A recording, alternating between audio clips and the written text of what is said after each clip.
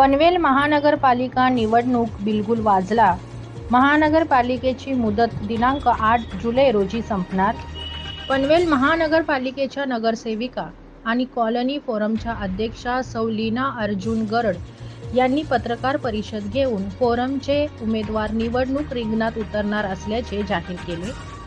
महानगरपालिका सत्ताधाऱ्यांनी जनतेचे मूलभूत प्रश्न पाणी, रस्ते, हॉस्पिटल ही नागरिकांची मूलभूत मागणी असताना देखील महानगरपालिका नको तिथे इमारत उभारून नको तिथे करोडो रुपये खर्च करत असल्याची टीका या पत्रकार परिषदेत करण्यात आली.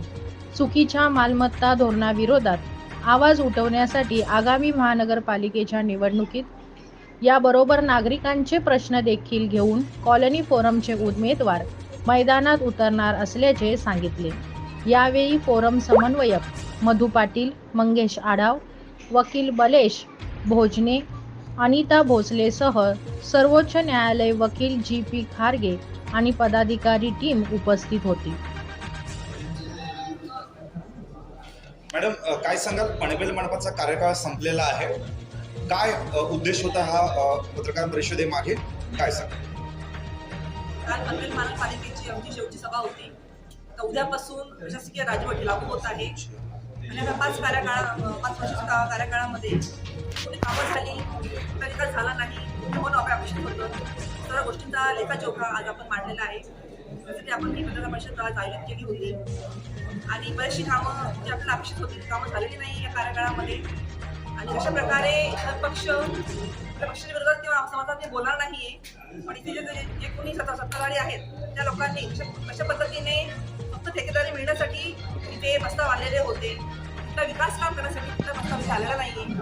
म्हणून त्या गोष्टीचा सगळ्याचा विचार करून कॉलनी फोरमने निवडणुकीच्या रिंगणामध्ये उतरणं खूप गरजेचं आहे असा आपण विश्वास घेऊन आज स्वबळावर टोटल 61 उमेदवार उभा करत आहोत. त्यासाठी ही विरोधात तुम्ही लढणार आहात. काय महत्त्वाचे मुद्दे घेऊन निवडणूक लढवा? नाही, त्याची ब्ल्यूप्रिंट रेडी आहे. जे विजन्स आहेत, जे टार्गेट आहेत ते तुम्हाला लवकरच आम्ही सांगू. पण हे 100% ज्या गोष्टी या मागील 5 वर्षात झाला नाही, ज्या गोष्टींवर जोर देण्याची गरज होती, ज्या गोष्टींची मुहूर्तमेढ करण्याची गरज होती, एज्युकेशन आहे, हेल्थ आहे आणि ट्रान्सपोर्ट आहे, वॉटर आहे, ह्या ज्या गोष्टी आहेत, या बेसिक गोष्टी ज्या होत्या त्या करणे गरजेच्या होत्या, त्या दिसत नाही. त्या अनुषंगाने त्या घेऊन आम्ही पुढे जातो. त्याचा निकाल हा 100% आमच्या बाजूने लागेल. जे यांची बऱ्याचशा प्रणाली लावताना महापालिकेतील प्रोसिजर चुकीची झालेली आहे, ही आम्ही कोर्टासमोर मांडलेली आहे. त्यामुळे आम्हाला खात्री आहे की आम्ही 100% जिंकू. त्यामुळे हरण्याचा काही विषय येतच नाही. उच्च न्यायालयामध्ये जी सुनावणी होती 18/4/2022 त्याची त्या सुनावणीच्या दरम्यान जी ऑर्डर आपण बघितली तर त्या ऑर्डरमध्ये आपलं मॅटर हाय ऑन बोर्ड. ज्या मॅटरमध्ये जलद गतीसाठी, जसा तुमचा प्रश्न होता, आपण जलद गतीसाठी मॅटर आपलं वरती हाय ऑन बोर्ड वरती लावण्याची आपण विनंती करत होतो. त्यामुळे आपल्या 4 एप्रिल 2022, 18/4/2022, त्याच्यानंतर 25/4/2022 या 3 तारखेला आपलं हाय ऑन बोर्डला मॅटर होतं. त्याच्यानंतर मे जो समर वॅकेशन असतो त्याच्यामध्ये उच्च न्यायालयाला सुट्टी असते. त्याच्यानंतर लगेच 6 जूनला आपलं मॅटर होतं. त्याच्यानंतर परत 24 जूनला होतं. म्हणजे आपल्या ज्या याचिका आहे त्या जलद गतीनंच कोर्टासमोर सुनावणीसाठी येत आहे.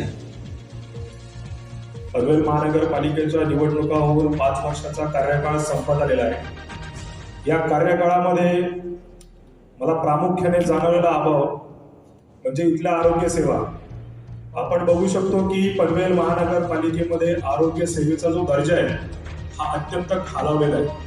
या महानगरपालिकेचं स्वतंत्र असं कुठलंही हॉस्पिटल अस्तित्वात नाही. उपजिल्हा रुग्णालय जे आलेलं आहे ते जिल्हा परिषद आणि महाराष्ट्र शासनाच्या निधीमधून आलेलं. मग या 5 वर्षाच्या कार्यकाळामध्ये सर्वसामान्य नगरसेवकांनी सभागृहामध्ये आरोग्यविषयक काही चर्चा केलेली आहे का? किंवा या 5 वर्षामध्ये सभागृहामध्ये पनवेल महानगरपालिका क्षेत्रातील लोकांना उत्तम दर्जाच्या आरोग्य सेवा मिळाव्यात यासाठी कुठलंही चर्चा, कुठलंही धोरण दुर्दैवाने निश्चित झालेलं नाहीये. पण त्याच ठिकाणी आपण बघू शकतो की मुख्यालयासाठी 111 कोटीचा प्रस्ताव बहुमताने लगेच पारित होतो. मग मला इथं सांगायचंय की आपल्या सभागृहाचा प्राधान्यक्रम चुकलेला आहे. आधी इथल्या नागरिकांना सभागृह नको होतं. कोणीही येऊन अर्ज दिला नव्हता की पनवेल महानगरपालिकेचं मुख्यालय बांधा. इथं गरज होती आरोग्य सेवेची. आज कोरोना काळामध्ये आपण बघितलं की लाखो रुपयांचं बिल भरलेल्या लोक अक्षरशः कर्जबाजारी झालेले आहेत. ज्या नवी मुंबई महानगरपालिकेचा दाखला सत्ताधारी आणि आयुक्त वारंवार देतात, मालमत्ता कराचा विषय असेल तर त्याही वेळेस नवी मुंबईचा आपल्याला उदाहरण दिलं जातं. आपल्या शेजारी असलेली जी महानगरपालिका आहे त्याच्याकडनं आपण आदर्श घ्यायला पाहिजे की त्या महानगरपालिकेचं स्वतंत्र 500 खाटांचं रुग्णालय वाशी, नेरूळ येथे मीनाताई ठाकरे रुग्णालय आहे, वाशीला आहे, कोपरखेडला आहे, ऐरोलीला आहे. प्रत्येक पॉकेट्समध्ये त्यांचे रुग्णालय आहे. परत ती महानगरपालिका जेव्हा अस्तित्वात आली तेव्हा ते पण आपल्या महानगरपालिकेसारखं आधी मुख्यालय बांधू शकले असते. पण सुदैवाने तिथल्या सत्ताधाऱ्यांना आणि राज्यकर्त्यांना दूरदृष्टी होती. त्यामुळे त्यांनी आपल्याला बसायला एसी कॅबिन पाहिजे, हायफाय विदेशी सोफे पाहिजेत हा विचार न करता माझ्या मतदारांना, माझ्या नागरिकांना काय पाहिजे याचा विचार करत सर्वप्रथम आरोग्य सेवा पुरवल्या. आणि नवी मुंबई ही आरोग्य सेवेच्या बाबतीत आज मुंबईवरती सुद्धा डिपेंड नाही, स्वायत्त झालेली आहे. तर पुढच्या 5 वर्षात तरी आपण पनवेल महानगरपालिका क्षेत्रामध्ये आरोग्यविषयक धोरण हे राबवलंच गेलं पाहिजे, जे की या सत्ताधाऱ्यांनी मागील 5 वर्षात आरोग्यविषयक या शब्दात यावरती एकही शब्द सभागृहात काढलेला नाही. आम्ही हे म्हणत नाही की आमच्या समोर तुम्ही एक भव्य रुग्णालय सादर करा, पण किमान ठराव मंजूर करा, त्या अनुषंगाने काहीतरी पावलं उचलली ती जनतेला दाखवा. पण तसं कुठलंही काम या सत्ताधाऱ्यांनी केलेलं नाहीये. आता आरोग्य सेवेबद्दल झाल्यानंतर दुसरा विषय आपण लगेच जाऊ शकतो, जो म्हणजे शिक्षण सेवा. नागरिकांना आणि मतदारांना नेमकं काय हवं असतं की माझ्या मुलांना एक चांगली शाळा मिळाली पाहिजे. आज पनवेल महानगरपालिका क्षेत्रामध्ये राहणारा जास्तीत जास्त नागरिक हा नोकरदार वर्ग आहे. म्हणजे माझ्या नामवड्याचं जर तुम्ही विचारलं तर 75% रहिवासी ही नोकरदार आहे, मुंबईला जॉबसाठी जातात. आज महानगरपालिकेची शाळा उपलब्ध नसल्यामुळं परवडत नसेल तरी लाखो रुपयांची फीस भरून खाजगी शाळांमध्ये आपल्या पाल्याला त्यांना पाठवावं लागतं. मग शिक्षण हा महानगरपालिकेचा अजेंडा नसू शकतो का की आपण फक्त ठेकेदारीचा विचार करत राहायचं किंवा छोटी मोठी जी गटाराची कामं, रस्त्याची कामं यातच गुंतून बसायचं. म्हणजे बऱ्याचदा खिल्ली उडवली जाते की महानगरपालिका आणि नगरसेवक म्हणजे काय, गटर, वॉटर आणि मीटर याच्या पुढे नगरसेवकांना काम असतं की नाही. हे का बोलावं लागतं लोकांना? कारण आपल्या सन्मान्य नगरसेवकांनी शिक्षण या विषयावर सुद्धा काम केलेलं नाही. सर्व तरुण महापुरुष सांगून गेले की समाज सुधारायचा असेल तर आधी शिक्षणावरती भर दिला पाहिजे. पण आपल्या महानगरपालिकेत शिक्षण या विषयावरती काही काम झालं नाही. ज्या जुन्या जिल्हा परिषदेच्या शाळा या पालिकेकडे हस्तांतरित झाल्या असतील त्याचं नेमकं पुढं काय झालं, त्याचं रिनोव्हेशन केलं की नाही. त्या व्यतिरिक्त तुम्ही नवीन एखादी शाळा बांधली का? या 5 वर्षात जेवढ्या महासभा झाल्या, जेवढ्या स्थायी समितीच्या बैठका झाल्या, अशा कुठल्या समितीमध्ये तुम्ही शिक्षण या विषयावरती चर्चा घडून आणली की इथं पनवेल महानगरपालिकेला स्वतःची मराठी माध्यमाची, हिंदी माध्यमाची, इंग्रजी माध्यमाची शाळा असायला पाहिजे. पुन्हा मी तुम्हाला नवी मुंबईला घेऊन जातो. आज नवी मुंबई ही महाराष्ट्रातील नंबर 1 ची शाळा आहे, जिथं सरकारी शाळा असून सुद्धा 100% जी जागा भरणं म्हणतात ना, पटसंख्या, ही नवी मुंबई आहे. मग नवी मुंबई सरकारी योजनेतून 100% पटसंख्या अचीव करू शकते. मग आपल्या काय कमी होती ती फक्त विचारधारेची आणि विजनची. आपण कधी हा विचारच केला नाही. आपल्याला हेच वाटत आलं की माझा मतदार म्हणजे करोडपती, लखपती आहे, तो मोठ्या मोठ्या शाळांचे फीस भरू शकतो. पण नाही, इथेही नोकरदार, हातावर पोट असणारा मजूर वर्ग पनवेल महानगरपालिका क्षेत्रात राहतो. दुर्दैवानं त्या घटकाचा विचार या सत्ताधाऱ्यांनी गेल्या 5 वर्षामध्ये केलेला नाहीये. शिक्षण क्षेत्रात आजही पनवेल महानगरपालिका पिछाडीवर आहे. आयुक्त निवासासाठी 3.5 कोटी लगेच मंजूर होतात.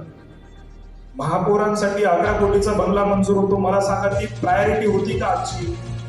असं होतं का की आयुक्त महोदयांना राहण्यासाठी घर नाही किंवा महापौर महोदयांना राहण्यासाठी घर नाही? होतं. काही काळ ते चालू शकले असते. बरं, एक लीज पॉलिसी असते, म्हणजे भाडेतत्वावर. आपल्याला असं वाटतं की त्यांना पालिकेच्या वतीने चांगलं घर किंवा चांगलं सदर राहण्यासाठी द्यावं, आपण लीजचं ऑप्शन घेऊ शकलो असतो. पण एकीकडे आपण म्हणायचं की महानगरपालिकेकडे दिली नाही, आणि ही कोट्यावधीची जी उधळण आहे ती गरज नसलेल्या गोष्टींवरती महानगरपालिकेमध्ये झालेली आहे. याचं एकमेव कारण म्हणजे दूरदृष्टीने विजन नसलेली नेतृत्व त्या सभागृहामध्ये होतं. नेमकं जनतेला काय पाहिजे, काय विषयावरती महानगरपालिका पुढे गेली पाहिजे, हा अभ्यास, आणि या अभ्यासावर इथे कुठल्याही प्रकारचं भाष्य, कुठलाही ठराव या सभागृहामध्ये मंजूर झालेला नाही. शिक्षणानंतर जर आपण विचार केला तर सार्वजनिक वाहतूक व्यवस्था हा प्रत्येक नागरिकाचा हक्क आहे. जसं आरोग्य आणि शिक्षण त्याचा अधिकार असतो, तसं सार्वजनिक वाहतूक व्यवस्था पण त्याचा हक्क आहे. आपल्या शेजारी असलेली खोपोली नगर परिषद आहे, त्या खोपोली नगर परिषदेची बस पनवेल डेपोला येते. ह्या लोकांना लाज वाटत नाही ती पाठी बघताना की खोपोली नगर परिषद असून ती बस पनवेलमध्ये येऊन सेवा देते, पण आपल्या पनवेल महानगरपालिकेची अजून बस नाहीये. नवी मुंबई महानगरपालिकेची बस आहे, केडीएमटीची बस आहे, टीएमटीची बस आहे. म्हणजे आपल्या आजूबाजूला असणाऱ्या सर्व महानगरपालिकांनी सार्वजनिक वाहतूक व्यवस्थेवरती भर दिला आहे. कारण त्यांना माहीत असतं की इथला प्रत्येक प्रवासी रिक्षा, ओला, उबेर नाही परवडत का? आज मला सांगा, एखादी महिला जर जी घरकाम करण्यासाठी येत असेल, तिला रिक्षा परवडणार आहे का? एखाद्या हॉटेलमध्ये जर कोणी वेटर कामाला येत असेल, त्याला ओला, उबेर परवडणार आहे का? मग त्यांना दोनच उपाय असतात. एक तर स्वतःचे हाल करत चालत जावं लागतं, किंवा जर वेळ वाचवायचा असेल तर खिशाला परवडत नसेल तर यांना पैसे द्यावे लागतात. मग या घटकाचा विचार करणारा कोणी प्रतिनिधी त्या सभागृहात होता की नाही? मग वाहतूक व्यवस्थापन जी शहरासाठी, महानगरपालिकेसाठी अत्यंत गरजेची असते, त्या वाहतूक व्यवस्थेवरती गेल्या 5 वर्षात कुठलाही विचार करण्यात आला. आज आपण बघू शकतो, माझा कामोठे नोड असेल, कळंबोली असेल, तळोजा नोड असेल, इथे सार्वजनिक वाहतूक व्यवस्थेचे 3 टेरा वाजले. आम्हाला कम्प्लिटली खासगी वाहतुकीवर अवलंबून राहावं लागले. मग यावेळेस ज्यांना आम्ही निवडून दिलं होतं त्या लोकप्रतिनिधींनी नेमका कोणाचा विचार केला? खासगी वाहतूकदारांचा विचार केला की आमच्यासारख्या सामान्य मतदारांचा विचार केला? आमचा विचार केला असता तर किमान सार्वजनिक वाहतूक सुरू व्हावी या अनुषंगाने काहीतरी चर्चा घडली असती, काहीतरी प्रस्ताव तयार झाले असते. किमान ही गोष्ट चर्चेधीन आहे याचं तरी समाधान आम्हाला द्यायला पाहिजे होतं. पण तेही साधं समाधान ते माझ्यासारख्या मतदाराला देऊ शकले नाही. त्यामुळं माझ्या दृष्टीने या गेल्या 5 वर्षामध्ये इथली सत्ताधारी आरोग्य, शिक्षण आणि सार्वजनिक वाहतूक व्यवस्था पुरवण्यात 100% अपयशी ठरलेले.